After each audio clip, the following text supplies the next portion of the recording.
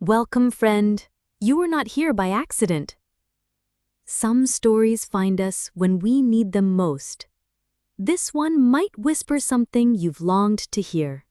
Lean in, and let's begin. The Window of Dreams. A story about a girl who couldn't walk beyond her walls, but traveled farther than most of us ever will. Chapter 1. The Girl by the Window. In a quiet part of the city, behind a row of buildings that all looked the same, there was an old gray house with a small square window. That window belonged to a girl named Rhea.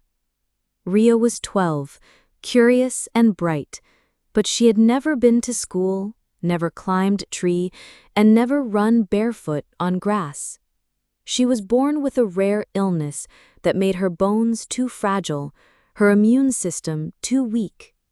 A simple cold could hospitalize her. Her world was 4 walls, a bed, a desk, and that one window. She would wake up, adjust her pillow, and pull the curtain aside to look outside.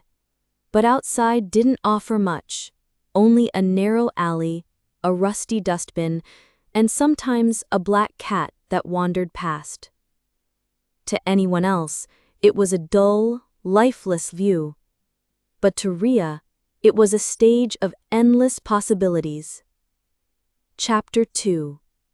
Dreaming Through the Glass. Every day, Rhea imagined a new story through her window. When clouds gathered, she saw armies of sky whales swimming to battle. When the black cat jumped onto the dustbin, she imagined it was a guardian spy watching over her. When shadows moved between buildings, she pretended they were ghost dancers, twirling in silent rhythm. She didn't let the world outside define her reality. She created her own. She wrote down every story in her notebook and called them window dreams.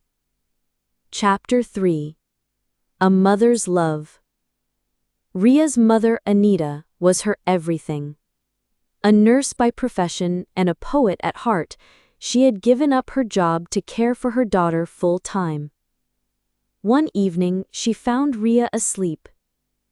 Her pencil still in hand, notebook open. Anita read one of the stories and was stunned by the imagination, the detail, the emotion. It was about a wingless bird who used songs to fly. She cried, not out of sadness, but pride. That night, without telling Rhea, Anita typed the story and posted it on a small blog under the name Tales from the Window. Chapter 4. The World Listens. A few weeks later, Anita opened her inbox and gasped, "Messages! Dozens of them! Who is this girl? Her story gave me goosebumps. I read this aloud to my son before bed. Please post more." Anita showed Rhea. At first, Rhea didn't believe it. Then she blushed and laughed, really laughed, for the first time in a long time. They posted another, then another. Soon, Window Dreams became a viral blog. Schools shared it. Artists illustrated the stories. People from across the world sent postcards, letters, and even their own dreams. But Rhea didn't care about the fame. She cared that her stories were free. Finally out there, fluttering like paper birds. Chapter 5. The Gift Outside the Window. One morning, Rhea pulled back the curtain and gasped. The gray wall across the alley was no longer gray. It was a mural, painted overnight by a local artist.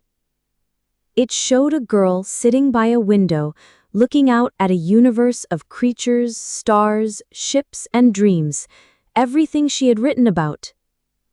Below the mural were painted words. To the girl who turned a narrow alley into a gateway to wonder, you showed us how to see. Rhea touched the glass. Tears welled in her eyes. That wall had always stared blankly at her. Now it reflected her soul. Chapter 6. The Book and the Legacy. A year later, Rhea's stories were compiled into a book called Window of Dreams. It became a bestseller, translated into 11 languages, and taught in schools as part of literature classes. Rhea couldn't attend her own book launch, but her words stood tall on stage. She didn't live a long life, but she lived a full one. Through imagination. After she passed, Anita kept the blog alive.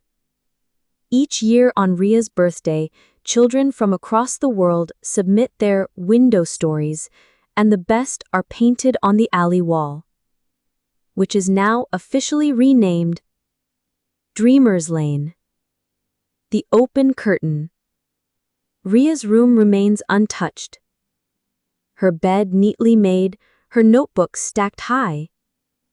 And the window? It remains slightly open. Every now and then, the breeze moves just enough to let in the breeze. It's as if the stories haven't stopped, only now they belong to us all. Moral of the story. Imagination is freedom. No illness, wall, or restriction can cage it. Even when life limits our body, our spirit can still fly through windows of wonder. Some of the world's brightest lights come from its quietest corners. I'm so thankful you shared this moment with me. Stories only become magic when hearts like yours listen.